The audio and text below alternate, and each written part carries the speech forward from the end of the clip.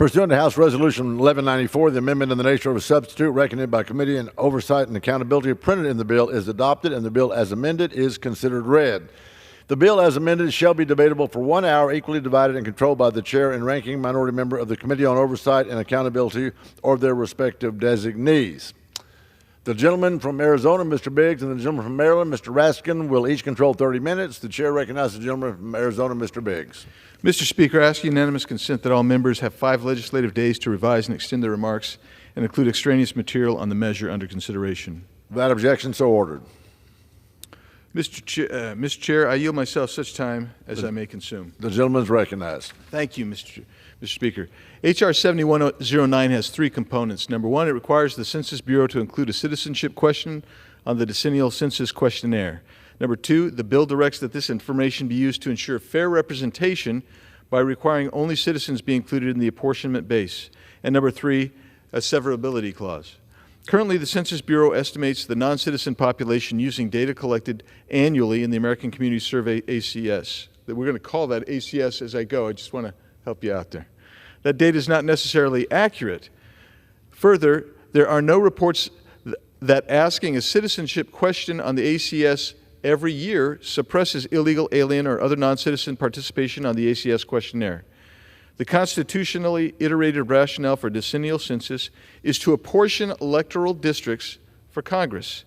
In Commerce versus New York, the Supreme Court noted that a host of various questions over the years that are tangential to apportionment had been included in the decennial censuses.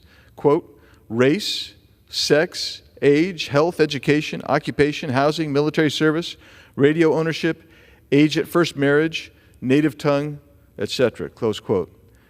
The citizenship question is no stranger to the census questionnaire. Commerce also noted, quote, every census between 1820 and 2000, with the exception of 1840, asked at least some of the population about their citizenship or place of birth. Between 1820 and 1950, the question was asked of all households. Between 1960 and 2000, it was asked of about 1/4 to 1/6 of the population. That's another quote from the Commerce case. This isn't a uniquely American practice. Even the United Nations recommends collecting citizenship information via a census, as noted by, again, the Commerce Court. Australia, Canada, France, Indonesia, Ireland, Germany, Mexico, Spain, and the United Kingdom ask about citizenship in their respective censuses. Is the United States to be the only North American country not to inquire about citizenship in its census protocols? The Commerce Court held regarding the posting of a citizenship question, positing of a citizenship question on the census as follows, quote, in light of the early understanding of and long practice under the enumeration clause, we conclude that it permits Congress and by extension the Secretary of Commerce to inquire about citizenship on the census questionnaire, close quote. So Section 2 of H.R. 7109 simply asks whether a person is a citizen of the United States. Yes or no. That's it. But everyone gets counted. That I'll reserve. The gentleman from Arizona reserved. The gentleman from Maryland is recognized. Thank you, Mr. Speaker. I yield myself such time as I might consume. The gentleman is recognized. Thank you, Mr. Chairman and members of the committee. The last president tried to include a citizenship question on the decennial census in 2020 and tried to count only U.S. citizens for the purposes of census and reapportionment, and the effort failed miserably in court for obvious reasons. Section 2 of the 14th Amendment states that apportionment of seats in the House of Representatives is based on a count of, quote, the whole number of persons in each state, unquote. Persons being the all-encompassing category much larger than that of citizens. When the framers wanted to impose a citizenship requirement in the text of the Constitution, they knew how to do it. Take the President of the United States, for example. It says that you've got to be a born U.S. citizen in order to run for president. Some of the historians tell us that was because Thomas Jefferson was trying to block Alexander Hamilton from running for president. He was foreign born. But in any event, it was very clear that you needed to be a born U.S. citizen to run for president. For those of us in the House, it says we must have been a citizen for at least 7 years. So there are lots of citizenship requirements in the Constitution. There's no citizenship requirement for being counted in the census and for purposes of reapportionment. On the contrary, the census and reapportionment have included all persons, including non-citizens like permanent resident green card holders, since 1790. That's been the unbroken practice since the beginning of the Republic. And this point was made even more clearly and emphatically by the Supreme Court in its unanimous 2016 decision in Evanwell versus Abbott, rejecting precisely the argument my distinguished friend is trying to make. Like this legislation itself, Evanwell involved a challenge to congressional apportionment based on a total count of the entire population instead of a limited count of the total citizen or voter population. Justice Ginsburg held for unanimous court that Section 3 of the 14th Amendment, quote, retained total population as the congressional apportionment base. She cited the speech made on this floor on the floor of the Senate by Senator Jacob Howard upon introduction of Section 2 of the 14th Amendment. Quote, the basis of representation is numbers. The committee adopted numbers as the most just and satisfactory basis, and this is the principle upon which the Constitution itself was originally framed, that the basis of representation should depend upon numbers. And such, I think, after all, is the safest and most secure principle upon which the government can rest. Numbers, not voters. Numbers, not property. This is the theory of the Constitution. My colleague needs to remember that when the Republic was founded, the vast majority of people were not citizens who could vote. Women could not vote. Children could not vote. Enslaved Americans obviously could not vote. So the census and the apportionment was for everybody who was here. That was the whole basis of the 3/5 compromise, because enslaved Americans were being counted too. What percentage should they count for purposes of reapportionment? Well, Congress arrived at 60%, 3/5. It was the southern states who were saying they should count completely for these purposes because they wanted the enslaved Americans to be enlarging and inflating the congressional delegations from the slave states. For these purposes, the northern states said no, they shouldn't count at all. They should count 0% in the apportionment, but they arrived at 3/5. But in any event, everybody agreed that everybody would be counted.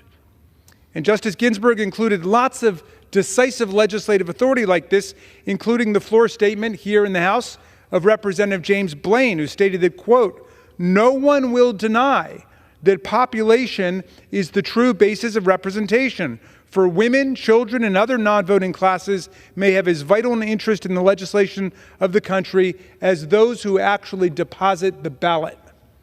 For all of you constitutional textualists out there, the plain reading of the text is clear as day.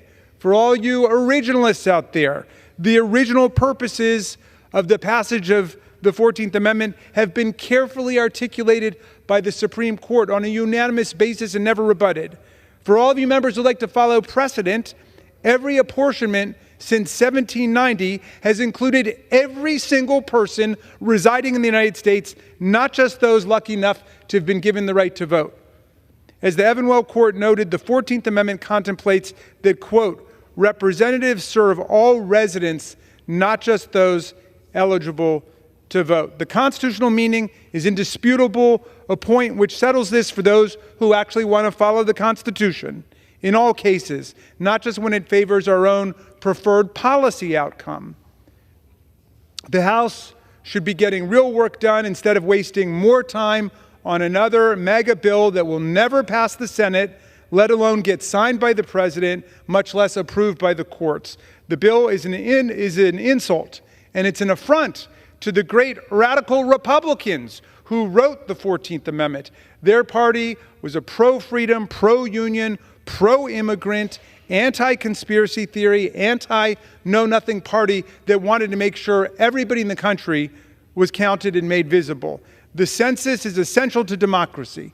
Just as the framers endorsed Tom Paine's common sense, they endorsed a common census.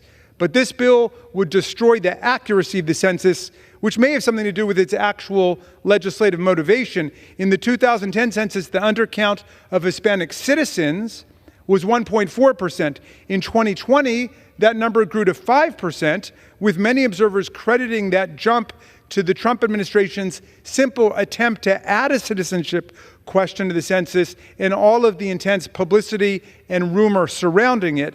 The addition of a question about citizenship will indeed deter many immigrants, including people who are permanent residents, including citizens, from completing the census. Many non-citizen immigrants who are seeking asylum or are refugees will avoid responding because of uncertainty over their status and fear of arbitrary law enforcement action.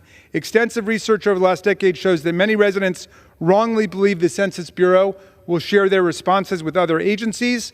To be clear on this point, it does not. Federal law prohibits it, but that pervasive worry has prevented some people from answering questions about immigration status or responding to the census at all. Mr. Chairman, we strongly oppose this legislation as unconstitutional and unwise. It dishonors our own history and the values of the nation, and I will reserve at this point.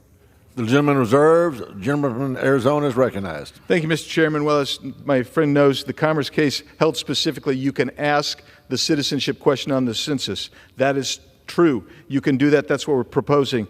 Additionally, he misstated the rationale on why the Commerce case went the way it did. They said you can ask the question, but that the Secretary had contrived his rationale and was in violation of the APA, and that's why that happened. So I'll yield right now 5 minutes to the gentleman from North Carolina, Mr. Edwards.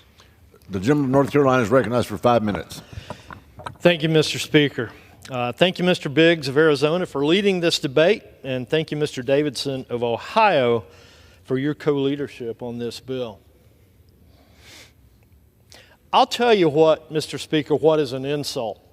An insult is to the American people, the citizens that live here, whose voice, whose vote is being degraded because of the horrendous immigration problem that we have at our southern border through illegal aliens coming across the border and not being addressed here in Washington, D.C.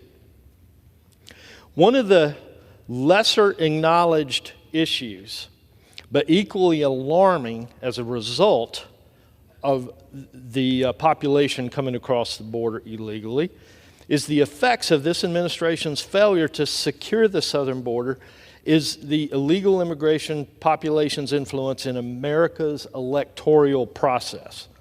Our democracy depends on accurate representation and electoral integrity. Voting is a coveted privilege held by American citizens, and elected representatives are responsible for serving the interests of the voters in their district.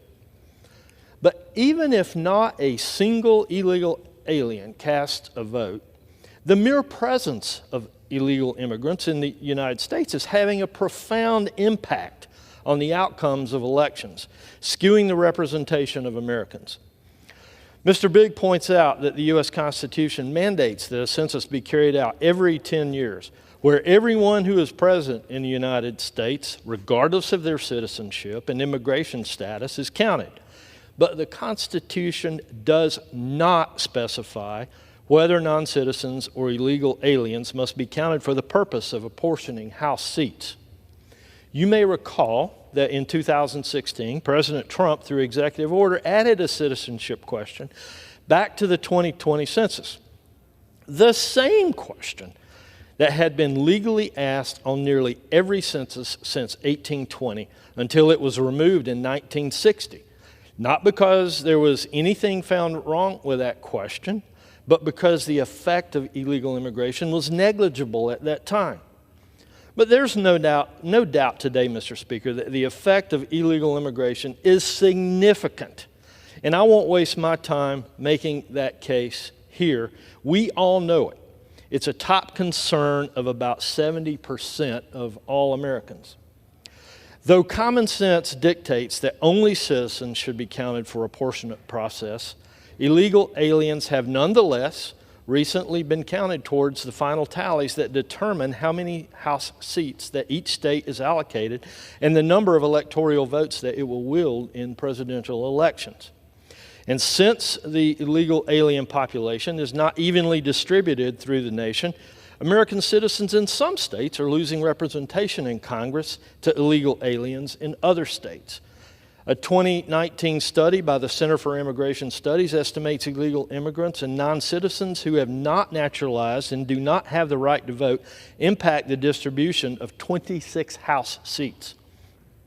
My bill, the Equal Representation Act, would finally address this alarming undermining of American democracy by requiring a citizenship question be added back to the 2030 census, creating reporting requirements for data gathered from citizenship questions, and requiring that only U.S. citizens be counted for the purpose of congressional apportionment. Mr. Speaker, this bill will no doubt, and has no doubt, drawn criticism from those who don't want to fix this problem and who seek to gain political influence by not fixing it. They'll claim to have become experts on our Constitution. I don't see any black robes in this chamber today. They'll point to the word persons in Section 2 of the 14th Amendment as a reason why this bill should not pass. But this word carries no definition in our Constitution, and it offers multiple meanings in current law. Allow me to argue. In 1992, in Franklin versus Massachusetts, a Supreme Court case on apportionment of representatives opined the term persons to mean an individual who not only has a physical presence, but some element of allegiance to a particular place. The Census Bureau does not include foreigners who visit the United States for a vacation or a business trip in the population count, since they have no political or legal allegiance to any state or the federal government.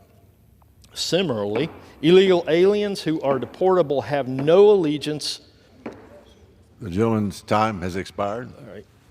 I can yield 15 seconds. The gentleman is recognized for 15 seconds. Similarly, illegal aliens who are deportable have no allegiance or enduring tie to the United States. Foreigners here on visas have an allegiance politically and legally to their home countries, not to the United States. So the same logic applies to them. My bill is a common sense solution to a chronic problem impacting the very governance. The gentleman from Arizona reserves. All right. The gentleman from Maryland is recognized. Thank you, Mr. Speaker. The gentleman from North Carolina observes that we don't have anybody wearing a black robe in the House of Representatives today, but you don't have to wear a black robe in order to read the Constitution, interpret the Constitution, and follow it.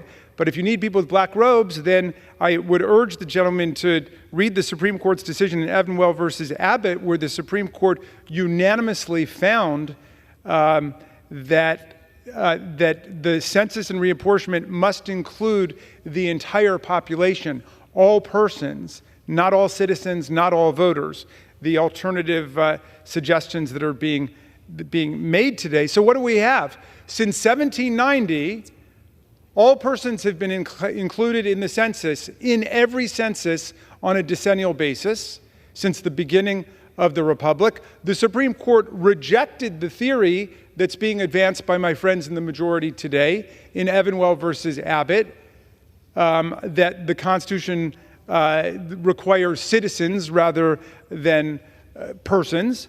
And the gentleman from North Carolina invites us to think this has something to do with immigration. We actually had an immigration deal coming out of the Senate for hundreds of new Border Patrol officers and asylum officers and asylum judges and fentanyl detection machinery, and it was vetoed by the fourth branch of government, Donald Trump, who said he didn't want a border solution, he wanted a border crisis to run on. So despite the fact that Senator Lankford, perhaps one of the most conservative senators that we have in the Republican Party, said that this was a great deal and the best that he'd ever seen coming out of the Senate, despite the fact that Senator McConnell was for it, they blew it all up.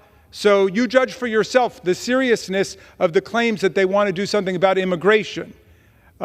This is another useless and needless distraction, and I would now yield 2 minutes to the distinguished gentlelady from California, Congresswoman Berrigan. The gentlelady from California is recognized for 2 minutes. Thank you, Ranking Member Raskin. As chair of the Hispanic Caucus, I rise today to oppose H.R. 7109. It's a bill that threatens equal and fair representation of immigrant communities. This bill requires a citizenship question on the U.S. Census, which directly undermines the Constitution's mandate for a fair and accurate count of all residents. This requirement would deprive tens of millions of immigrants their rightful access to representation and resources, even though they pay taxes and contribute to our economy. A citizenship question would have a chilling effect on participation in the census. Its accuracy would be destroyed. The census count affects the federal government and the amount it appropriates funds and resources to our communities. Republicans are effectively saying, if you're not a citizen in this country, you don't count. Even legal permanent residents, you don't count. This is absurd. Let me be clear. Immigrants are the backbone of this economy. They work the fields, they build our cities, and they contribute tirelessly to the fabric of our society. They pay over $500 billion in taxes, including taxes for Social Security and Medicare, even though undocumented immigrants can't receive benefits. Yet, despite their invaluable contributions, Republicans want to deny immigrant communities access to even more vital services and resources that they help fund through their hard-earned tax dollars. As representatives of the people, it is our duty to ensure that all members of our communities are treated with dignity and respect. Every individual, regardless of their immigration status, should have the opportunity to thrive. But H.R. 7109 does the opposite. A citizenship question on the census threatens to further marginalize immigrant communities. An undercount of the immigrant population would not only result in an unfair distribution of resources, but it will also undermine the very foundation of our democracy. That's fair representation from our government. I want to urge our colleagues to reject this extreme Republican bill and instead focus on policies that uplift and empower all members of our society. Thank you, and I yield back. The gentlelady yields back. The gentleman from Maryland. I thank the gentlelady, and I will reserve. Reserved. The gentleman from Arizona is recognized. Thank you, Mr. Chairman. Of course, every single Democrat voted against the great border security bill, H.R. 2. That's how serious they're not. Every person is counted under this bill. But we ask them what your citizenship is. With that, I'll yield 2 minutes to my friend from Louisiana, Mr. Higgins. The gentleman from Louisiana is recognized for 2 minutes. I thank the gentleman, and my colleague from Maryland has stated that this bill is perhaps unconstitutional. Under our Constitution, he has every right to lead an Article 3 challenge to the constitutionality of this bill, which I expect that they will. My Democrat colleagues love to sue Americans and pursue legislation through the courts. This is actual legislation presented by conservative Republicans to correct a horrible wrong. I rise in support of H.R. 7109, the Equal Representation Act. While this bill will continue to count every person in the United States, it adds a simple question to the census. Are you a United States citizen? While the decennial census must count every person in the United States, which I agree with, Mr. Speaker, the problem is the level of illegal persons that now live in our country because of President Biden's failures at the southern border. It took 240 years to accumulate 30 million illegals living in the United States. In 4 short years, President Biden, under his policies, will have added 15 million. Talking about 45 million illegals persons living in the United States, that's the equivalent to 60 congressional seats. Now, most of those illegal aliens will be drawn to live primarily in sanctuary states and cities. This thwarts the fair representation of American citizens in the House of Representatives, foundationally altering our representative republic. This important piece of legislation enables us to fairly and accurately apportion congressional districts based upon equal representation of American citizens. I urge my colleagues to seek the truth and to support this bill. I yield. The gentleman yields back. The gentleman from Arizona reserve. The gentleman from Maryland is recognized. Thank you, Mr. Speaker. I'm going to yield 2 minutes to the distinguished gentlelady from Illinois, Ms. Ramirez. The gentlelady is recognized for 2 minutes. Thank you, Ranking Member. I rise to oppose H.R. 7109. I mean, think about it. It's another Republican attempt to attack immigrant communities in this country. So many of us are children, grandchildren of immigrants, and we have the hypocrisy to stand in this room here and continue to attack immigrant communities. Republicans are trying to amend the Constitution through unconstitutional means. The Census Bureau has constitutionally mandated responsibility to count the number of persons in the United States, to count every single person. Because as the member prior from this side said, they are here, they're contributing, they are paying taxes. They make it possible for us to be able to retire and then be able to have the benefits that we've worked so hard because they're paying those taxes and they serve our communities. Republicans are adding census questions to have a chilling effect, to keep people afraid, to make them nervous, to discourage their participation in the census. And the ultimate effect that it's going to have on these communities like mine is undercounted and underrepresented. Our democracy grows weaker every single time these kind of actions are brought to this floor. We must ensure that the census remains as accurate as possible and free from the political interference that would be robbing whole communities of the resources and the representation they are entitled to. I encourage strongly a no vote, and I yield back to the ranking member. Gentlelady yields back. Gentleman reserves. The gentleman from Arizona is recognized. Mr. Speaker, I yield 2 minutes to the gentleman from Wisconsin, Mr. Grothman. Gentleman is recognized for 2 minutes. Thank you. I want to make reference to a couple other documents before I discuss the bill. First of all, our Pledge of Allegiance, which we say every day, we pledge allegiance to the Republic for which we stand, right? The flag and the Republic for which we stand. When Benjamin Franklin, after our Constitution was ratified, he talked about giving us a republic if we can keep it. And I think people should analyze those two little quotes and wonder why there were references to republic in both of them. In any event, it kind of bugs me when people around here don't understand that. But now back to the bill at hand. I'd like to thank the gentleman from Arizona for introducing this bill. I think it's fairly obvious that when we take a census, there are certain questions you expect to appear on the census, right? And one thing, we want to know whether you're a permanent citizen here or whether you are not a citizen. And there's a difference between the two. There's a reason why we swear certain people in as citizens. There's a reason why we treat citizens different than other people. And I think it's absolutely bizarre that to this point we have been sending out census forms and not asking the first question that you would figure would pop into your head. Are you a citizen? It's kind of embarrassing it hasn't happened up to this point. We have another problem in that there's some states declaring themselves sanctuary states or some sanctuary cities in which they seem to be encouraging people to come here who really shouldn't be in the country at all under current law. So in any event, I think this is a great bill. First of all, we should, in apportioning congressional seats, take into account people are citizens, not people who are non-citizens, many of which I assume are going to return to the country they came from. And secondly, we expect on the form, the first thing that I look, they put things on their race. Sometimes in the surveys, they put on time has do you own a expired. TV or that sort of thing. So in any Gentleman's event, something that should be time expected. has I'd like expired. to thank the gentleman from Arizona Gentleman yields again back. for giving me the 2 Arizona minutes. reserves. The gentleman from Maryland is recognized. Mr. Speaker, thank you very much. I'm about to yield to my friend Ms. Meng from New York, but I'm inspired by the remarks of the gentleman from Wisconsin, especially about the word republic, which of course comes from res publica, the public thing. He happened upon a subject that's of a lot of interest to me because I wrote a paper about it when I was in 6th grade, the Pledge of Allegiance. It was written by a radical Baptist minister named Francis Bellamy. I'm not sure if the gentleman's aware of that, on the 400th anniversary of Columbus's arrival in the New World. And Reverend Bellamy, who was an abolitionist in Vermont, was concerned about the continuing salute of the Confederate battle flag in the southern states. And so he wanted to write a flag salute that would be unifying for the Union.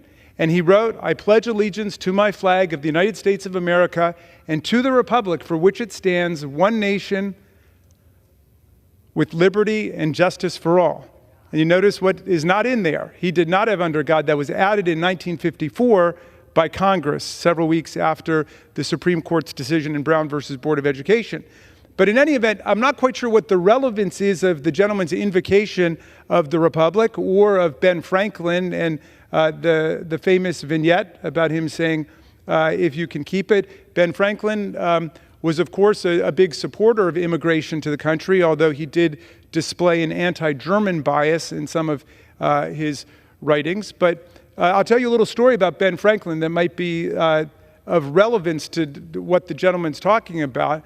Apparently, because I just did a tour in Philadelphia with the Ben Franklin people up there, and we learned this wonderful story. He made a loan to a friend of his for $100, and then he recorded in his diary that this gentleman he made a loan to for $100, Josiah, was always disappearing behind a tree or a building whenever Ben came along. And he finally caught up with him and he said, "Josiah, you know, I loaned you $100, and I'm wondering, am I going to be able to get my principal back, or at least the interest?" And Josiah said, "Well, Ben, look, the $100 is well invested somewhere else, so you don't have to worry about that." And Franklin said, "Well, what about the interest?" He said, "Well, I forgot to tell you that it's against my religion to pay interest, so I can't pay you the interest." So Franklin said, "You mean to tell me it's against your principal to pay me the interest, and it's against your interest to pay me the principal?"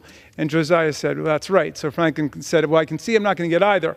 Well, look, here our principles and our interests converge very much. The principles are set forth in the Constitution, which is we count everybody, and everybody is part of the census, and everybody is part of the reapportionment process. It's been like that since 1790. We don't need to start finger painting on the Constitution with this silly election year proposal. But it's also in our interests because, as my colleagues have said, this is a land that is built on immigration, except for the Native Americans who are already here and the people who were brought over as slaves. All of us are the descendants of immigrants to this country. Tom Paine said when he got to America in 1774, 2 years before the Revolution, he said, "This land, if it lives up to its principles, will become an asylum to humanity."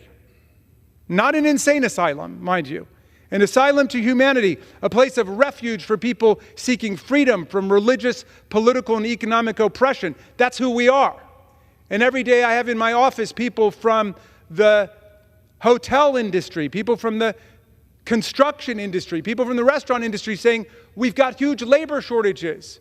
We need people in America. So I'm for a whole lot more lawful immigration to America, less unlawful immigration in America, like the deal that was worked out in the Senate that was rejected by the Republicans, and a lot less demagoguery about who we are as a country, because the census and reapportionment provisions in the 14th Amendment tell it all.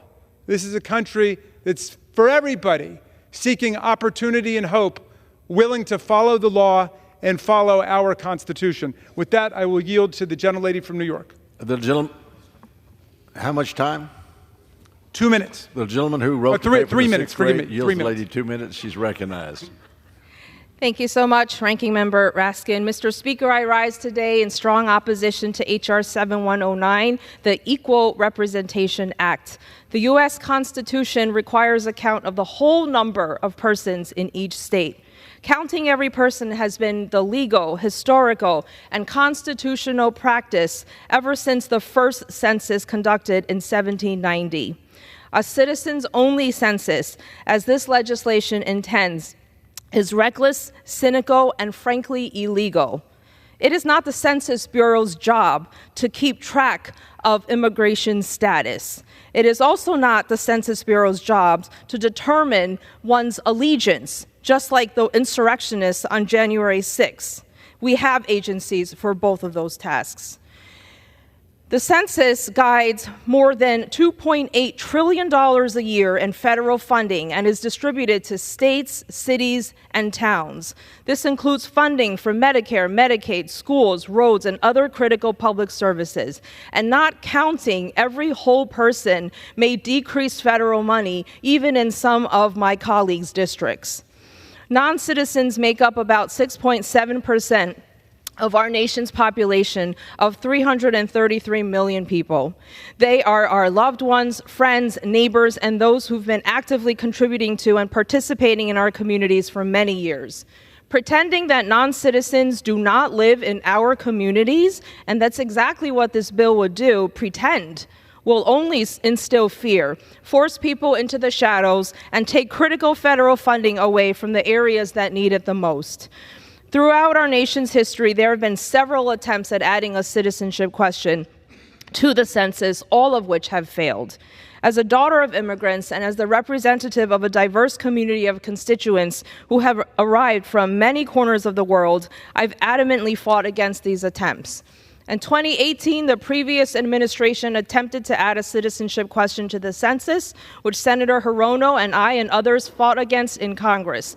This was the gentlelady. Grant the lady an additional 30 seconds. The gentlelady is recognized for 30 seconds. This was subsequently blocked by the Supreme Court. We cannot let this latest attempt succeed. Calling this legislation the Equal Representation Act is an oxymoron, and I am voting no and urge my colleagues to vote no. The gentlelady yields back. The gentleman reserves. The gentleman from Arizona is recognized. Mr. Chair, can I inquire what the balance of my time is? The gentleman from Arizona has 17 minutes. Thank you very much. Mr. Chair, I wish we were hearing not deflective statements, but actual truth here. Because here's the way it works. There is nothing in this bill that says you don't count everybody. You do count everybody. The thing they don't want, the thing they really don't want us to know, is how many illegal aliens are in the country. So we're going to ask a citizenship question, which has been asked 22 of 25 censuses. They don't want that. With that, I'll yield 2 minutes to my friend from Tennessee, Mr. Burchett. The gentleman from Tennessee is recognized for 2 minutes. Thank you, Mr. Speaker. Thank you, Chairman Biggs and Ranking Member Raskin. It's always good to see you with a good, healthy head of hair.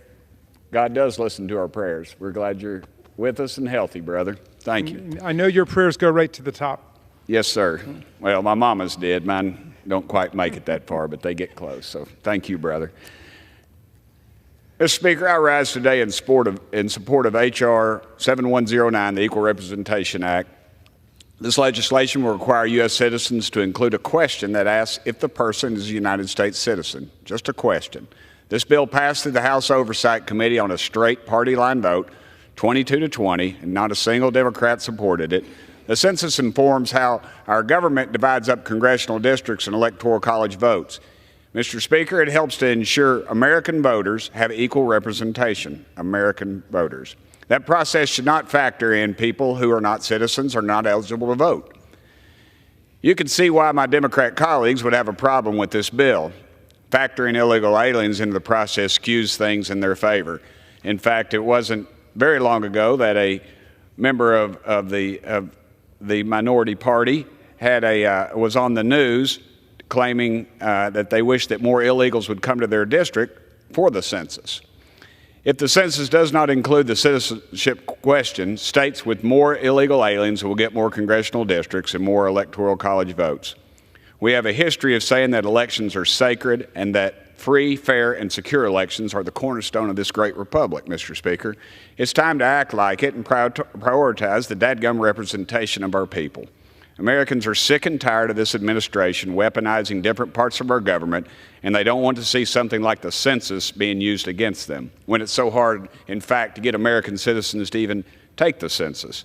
Leaders in states like California and New York are taking pride in harboring illegal aliens. In fact, the people of California have offered free health care to their illegals, and New York has kicked combat veterans, Mr. Speaker, combat veterans out of housing to house illegals. The gentleman's time has expired. I yield him 10 more seconds. The gentleman's recognized for 10 seconds. They should not be rewarded with more congressional seats, Mr. Speaker, or electoral college votes, which would end up distorting the will of the American people. I'd like to thank my colleagues, Congressman Warren Davidson and Congressman Chuck Edwards, for introducing this legislation. I'm proud to support it. Thank you, Mr. Speaker. The gentleman yields back. The gentleman reserves. The gentleman from Maryland is recognized. And we're glad to see your head of hair too, Jamie. Thank you, Mr. Speaker. It's always great to be with my friend from Tennessee. Just two quick points on his always trenchant remarks. One is that one should be clear that under this legislation, they're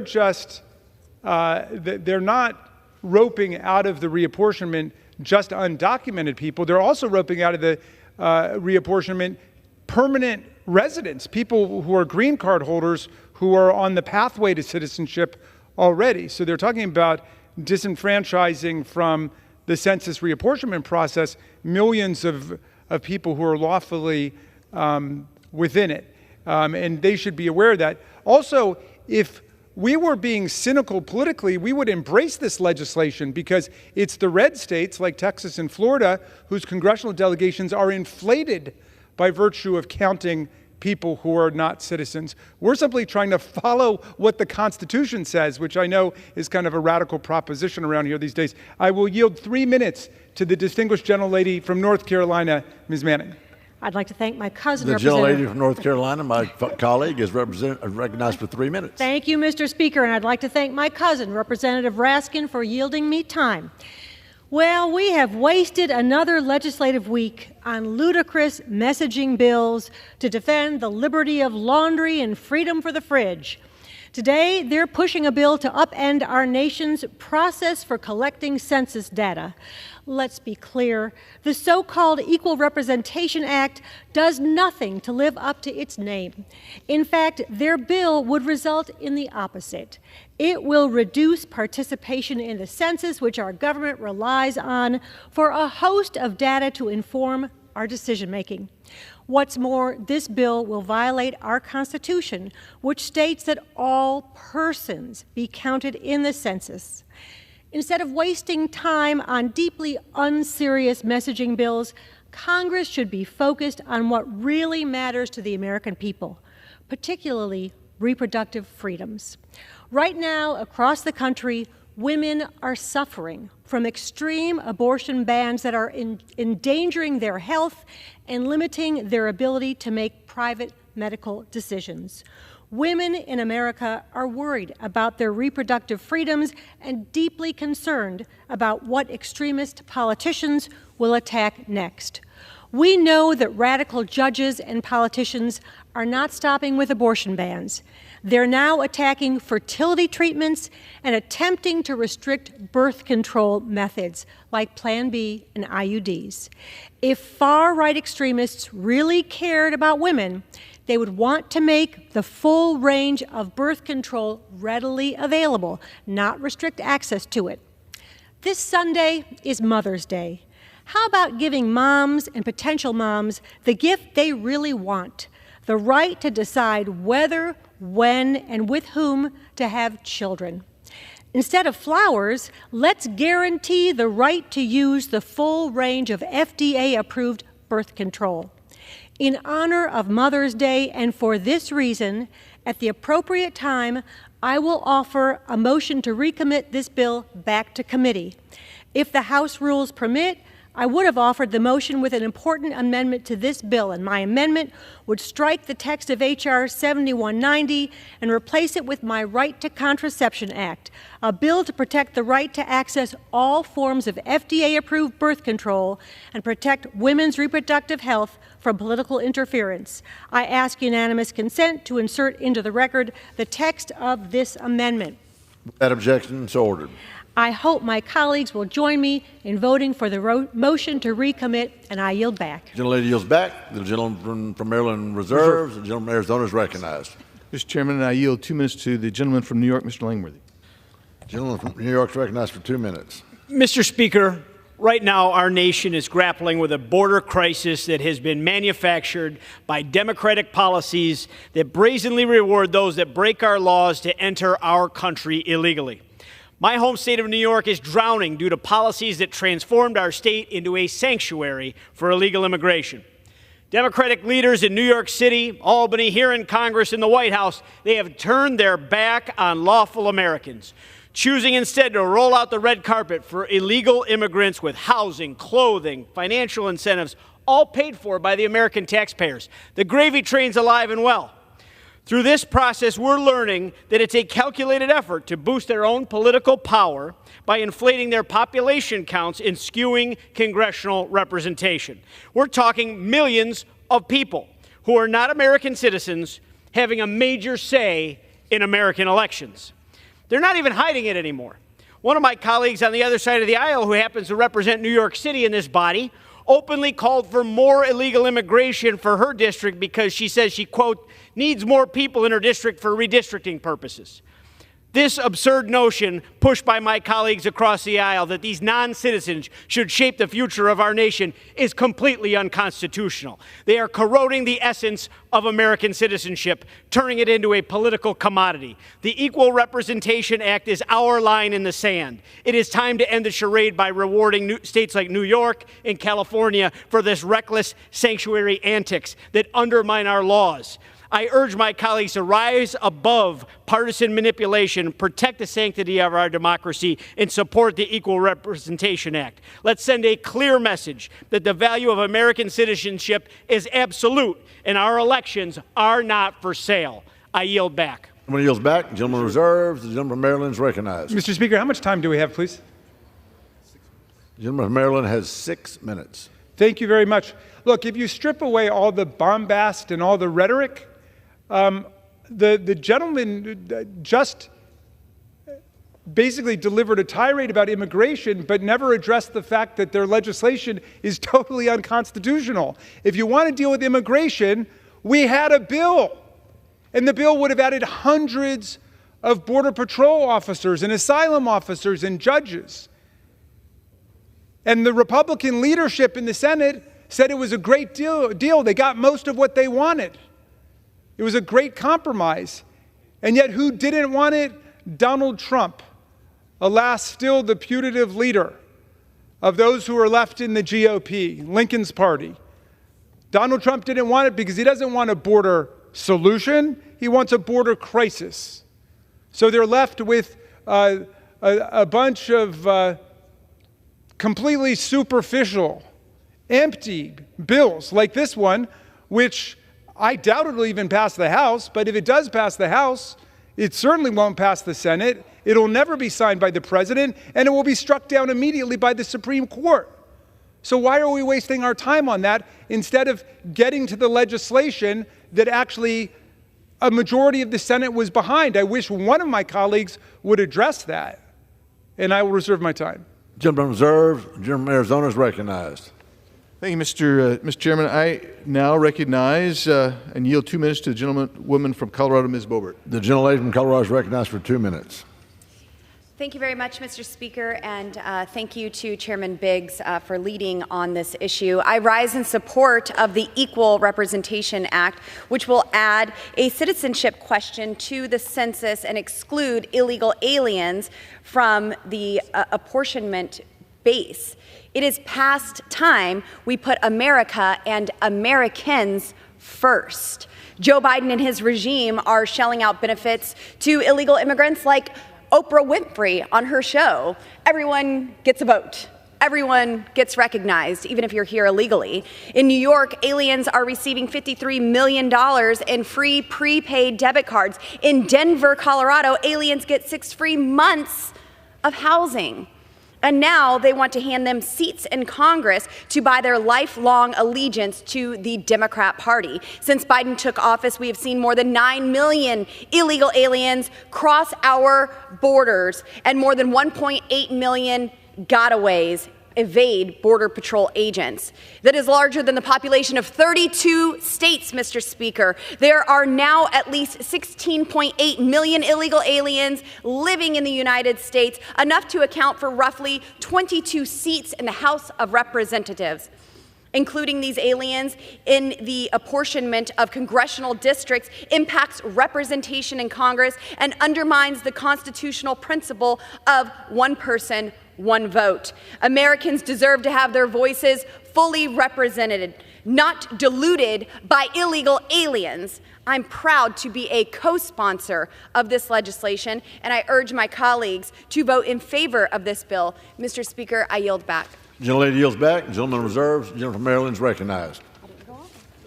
Thank you kindly, and it's always delightful to hear my friend from Colorado speak. One thing that I do want to point out, however, because there might be some students in the gallery today, is that there can be no illegal aliens and there can be no green card holders in Congress, because the Constitution very clearly specifies that you must have been a citizen for 7 years before you run for the House, and you must have been a citizen for 9 years before you run for the Senate, and you must be a born U.S. citizen in order to run for president of the United States, which some of the historians, as I think I mentioned before, attribute to Thomas Jefferson trying to write Alexander Hamilton out of the presidential sweepstakes. In any event, I think that my colleagues should probably relax with some of the hyperbole and exaggeration here.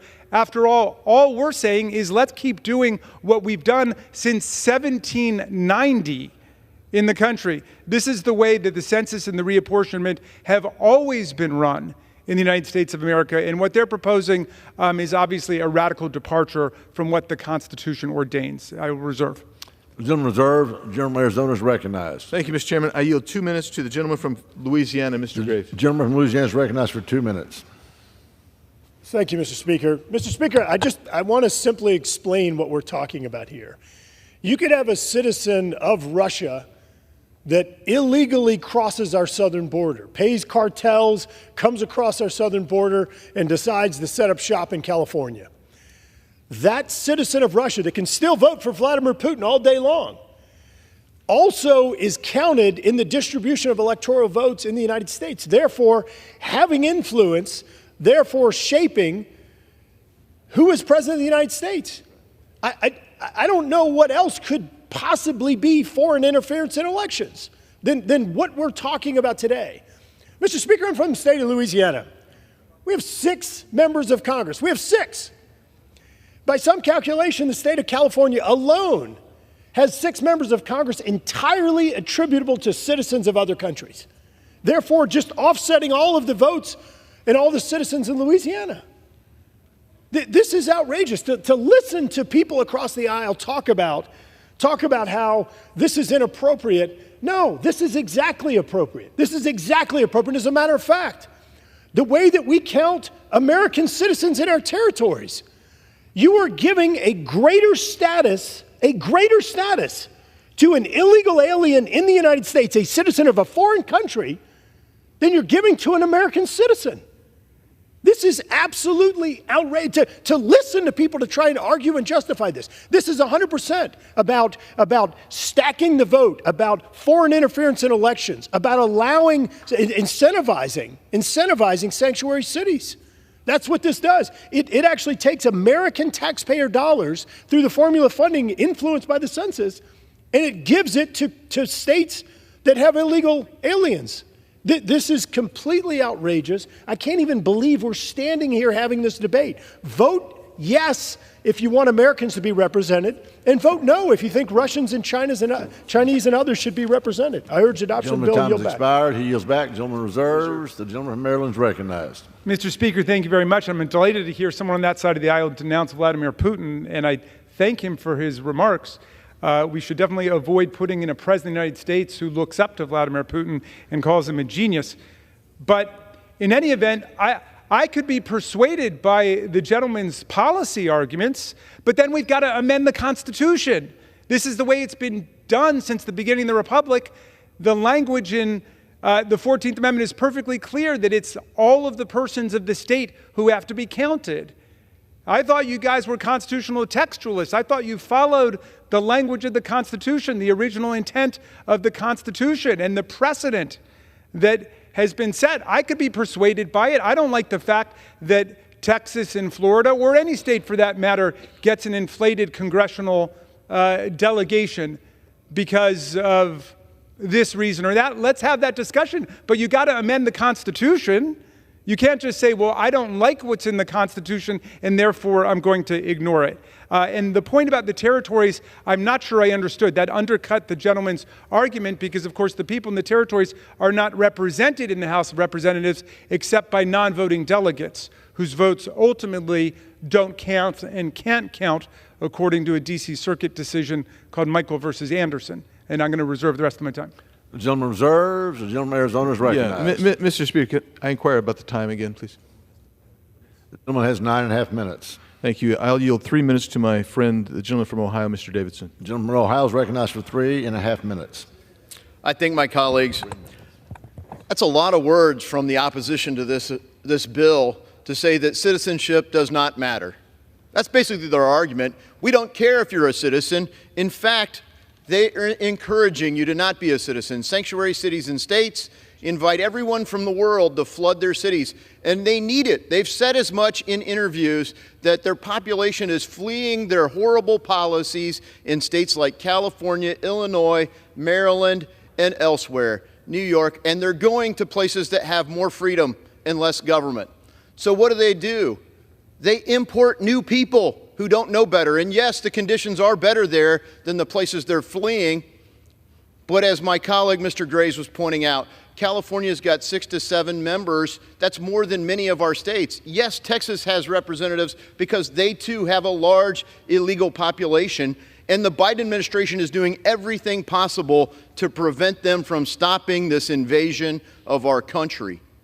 It is willfully and purposefully, and I will add skillfully, undermining the value of U.S. citizenship to flood this country with non-citizens. And I want to tell you some great news to my colleagues. Foreign nationals do have representation in the United States at embassies or consulates. Their representative is not here in the United States Congress. I represent United States citizens, and so do my colleagues. But the non-citizens do not vote, and they should not vote. But don't let that stop them. They're working to change that too so that they can vote. We found that non-citizens are voting, and they've found loopholes to do that with motor voter. We have to defend the value and right of U.S. citizens. And the only way to do that is to do the very purpose of the census, is to apportion representatives.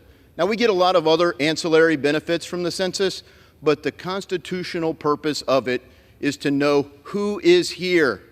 Now, they want to know everything else about you, how many hyphens you have in your ethnicity, national origin, what you believe about your religion, how much you make, every other way they can invade your privacy, but they don't give a rip whether you're a United States citizen. The American people deserve to be fairly and equally represented, and that is the only way they're going to be done is if we know who's a citizen, and the apportionment is based on the United States citizens. This amendment needs to be passed. And for assurance, for the previous 3 Congresses, I've introduced a constitutional amendment. In this Congress, it's H.J. Res. 37. I assume Mr. Raskin will run down and co-sponsor it immediately because he knows that he could amend the Constitution and defend the principle that is at stake here.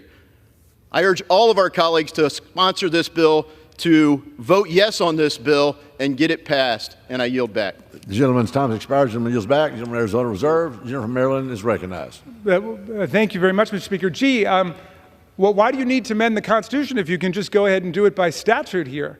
That's rather curious. I think the gentleman doth protest a little bit too much. I admire the intellectual honesty in putting forth a constitutional amendment because that's precisely what needs to be done, and I'd be very happy to look at that and appreciate his candor in admitting that the Constitution needs to be amended in order to overturn more than 2 centuries of practice and everything the Supreme Court has ever said about the issue. It also should be clear to everybody that only U.S. citizens of majority may vote in federal elections. That's federal law. But everybody, including children who are U.S. citizens, are counted, even though they can't vote in federal elections. I'll reserve, Mr. Speaker. The gentleman from Maryland reserves. The gentleman from Arizona is recognized. Thank you, Mr. Chairman. I'm pleased to recognize the chairman of the House Judiciary Committee, the gentleman from Ohio, Mr. Jordan, for 1 minute. For 1 minute. The gentleman is recognized for 1 minute. I thank the gentleman for yielding, Mr. Speaker. If you went out on the street today and you asked someone on this, anybody on the street, say, you know, we do a census every 10 years. We count up the number of people in the country. Do you think it's okay if we find out how many of those are citizens? That person would say, well, yeah, but aren't you already doing that? That's what they would think. All this bill says is let's count persons, like the Constitution says, let's count everyone, but let's also find out how many are citizens, because that's what should determine how congressional representation, how apportionment is done. It is so darn simple. By the way, to my good friend from Maryland on the other side, we ask all kinds of other questions on the census anyway. What's wrong with asking sort of the fundamental question, are you a citizen of this great country, the greatest country ever? That's all this does. And that is important number to get, important information to get when you're figuring out who's going to represent how many congressional members from each of the respective states. This couldn't be more simpler. I don't know why they're opposing it, but they always do. I urge a yes vote and yield back. The gentleman yields back. The gentleman from Arizona reserved. The gentleman from Maryland is recognized. I reserve. The gentleman reserves. The gentleman from Arizona is recognized. I have no additional speakers. Is the gentleman prepared to close? Yes, indeed. Okay. Gentleman from Maryland is recognized. Well, I don't want to be in the position of lecturing my colleagues about something that they often like to say, but the Constitution is the Constitution, and nobody yet has laid a glove on the Constitution or explained how the Supreme Court erred in the unanimous Evanwell decision. None of them has been able to explain away the very plain language of the 14th Amendment, which says that it's all the persons of the states who are counted, not the citizens, and that's been the basis for both the census and the reapportionment since the country began. The rest of it just strikes me like election year political rhetoric. To the extent that we want to deal with immigration, we had a great bargain that came out of the Senate, which everybody in this body and that body seemed to be behind until they heard from Donald Trump, no, he didn't want to see any legislative progress. He wanted to be able to demagogue the immigration issue out on the campaign trail, although he's been severely undermined by all of the exposure that went to that decision. And again, I haven't heard anybody either explain why their legislation is constitutional, nor have I heard anybody explain what's wrong with the immigration package we had for hundreds of new Border Patrol officers, hundreds of new Border and Patrol and asylum judges, and a crackdown on drugs at the border. And with that, I'll yield back. The gentleman yields back. The gentleman from Arizona is recognized. Thank you so much. It's an honor to debate here about this. But let me tell you something. I believe that by far most Americans would agree with the proposition that those illegally in the United States and non-citizens should not be counted for purposes of creating or modifying congressional and legislative districts. I think that's probably what they think. And that's exactly what Section 3 of this bill leads to. Foreign nationals here legally who have not naturalized and cannot vote in federal elections, together with illegal aliens who cannot vote in federal elections, comprise a substantial portion of our population, by some accounts in excess of 15% of our populations. Non-citizens are not evenly distributed among the states, and some states end up with greater representation in Congress based on a higher concentration of non-citizens. Perhaps that is what one New York Congresswoman meant when, in response to a question regarding illegal aliens, she said, quote, "I need more people in my district just for redistricting purposes," close quote. Well, the provision of this bill will ensure a fair apportionment based on equal representation. Now, my colleague has relied on Evanwell versus Abbott, a case that they've relied on wrongfully. Their reliance is totally misplaced.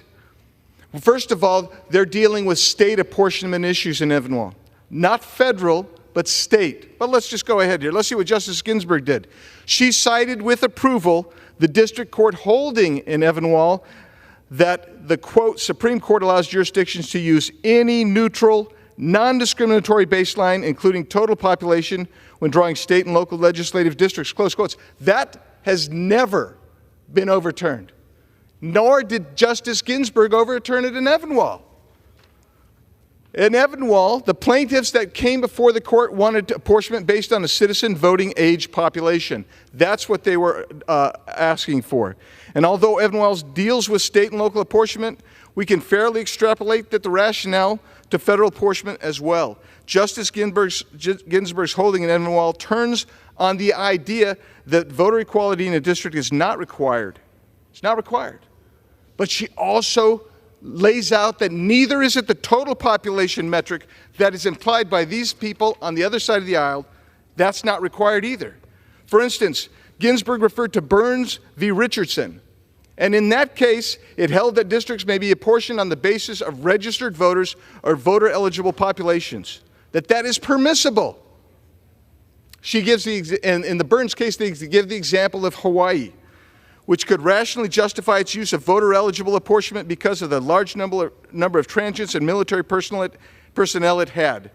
The Burns court noted that apportioning used registered voters was permissible because of the conditions in which Hawaii found itself. Now, what's happened since then? What's happened since then is this administration will cop to. They'll admit the 9.2 million illegal aliens have come in under their control. They'll also admit there's another 1.8 million known gotaways. That's 11 million people that they admit to have come in 3.5 years. And it has distorted the population and skewed the one person, one vote standard, which is the canon upon which the Commerce case was founded. It's the one person, one vote rule. But these are colleagues on the other side.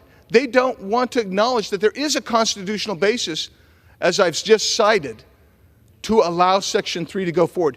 But they are perfectly content with California, which is a sanctuary state hauling in people.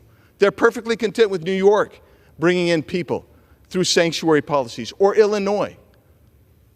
That skews exactly what the founders intended to make straight and clear. So let's go to the 14th Amendment for just 1 second to actually read the second part of the 14th Amendment, or get to that. I'm not going to read it.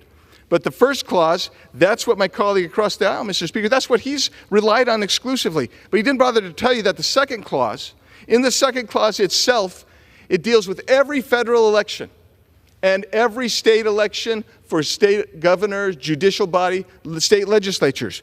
And what they do there, in the second clause of the 14th Amendment, they provide a way that you reduce apportionment when those individuals may be disqualified. That's what we're saying here. That's why this bill needs to pass, and I urge a passage. Thank you, Mr. Chairman, and yield back. The gentleman yields.